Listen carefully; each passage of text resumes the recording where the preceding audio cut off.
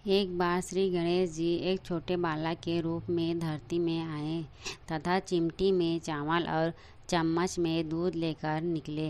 वे हर किसी से कह रहे थे कि कोई मुझे खीर बनाकर दे दो, कोई मुझे खीर बनाकर दे दो। एक बुढ़िया माई बैठी हुई थी। उसने कहा, ला मैं बना दूं। वह छोटा सा बर्तन चढ़ाने लगी। तब गणेश जी ने कहा कि दादी माँ, छोटी सी भगोनी मत चढ़ाओ, तुम्हारे घर में जो सबसे बड़ा बर्तन हो वहीं चढ़ा दो। बुढ़िया माई ने सबसे बड़ा बर्तन चढ़ा दिया। वह देखती ही रह गई कि वह जो थोड़े से चावल उस बड़े बर्तन में डाले थे वह तो पूरा ही भर गया था। गणेश जी ने कहा, दादी माँ, मैं नहा कर आता हूँ। खीर तैयार हो गई तो बुढ़िया माई ने पोते पोती को खीर खाने के लिए दे दिए। पोते पोती रोने लगे थे तो बुढ़िया माई ने कहा, गणेश जी तेरा भोग लगे, कहकर चूल्हे में थोड़ी सी खीर डाली और कटोरी भर भर कर बच्चों को दे दी।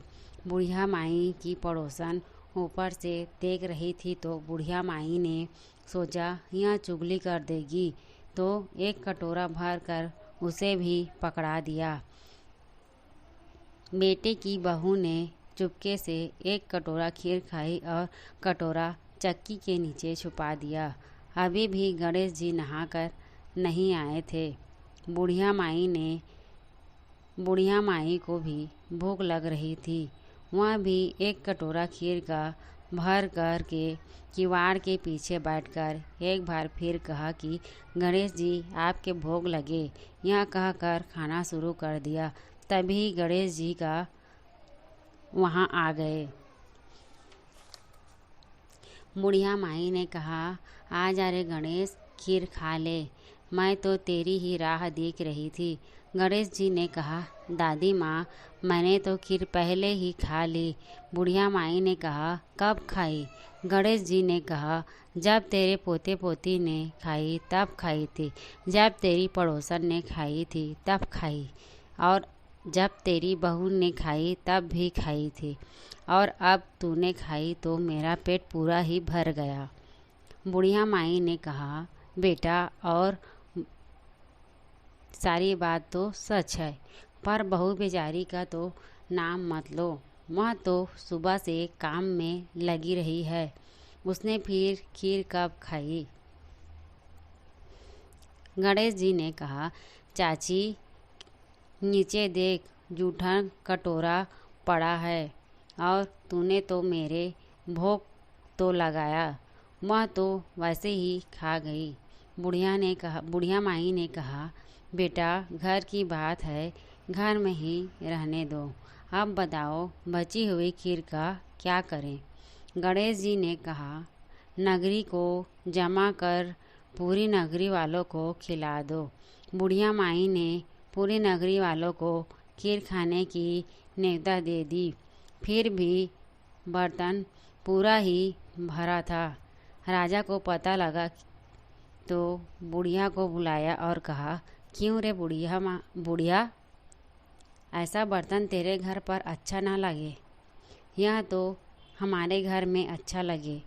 बुढ़िया ने कहा, राजा जी, बर्तन को आप ले लीजिए। राजा जी ने खीर का बर्तन महल में मंगा लिया। लाते ही खीर में कीड़े मकोड़े, बिच्छू, कंघले हो गए और दुर्गंध आने लगी। यह देखकर राजा जी ने बुढ़िया से कहा, बुढ़िया, बर्तन वापस ले जा, तुझे हमने दिया। बुढ़िया ने कहा, राजा जी, आप देते तो पहले ही कभी दे देते। यह बर्तन तो मुझे मेरे गणेश जी ने दिया है। बुढ़िया ने बर्तन वापस लिया। लेते ही सुगंधित हो गई।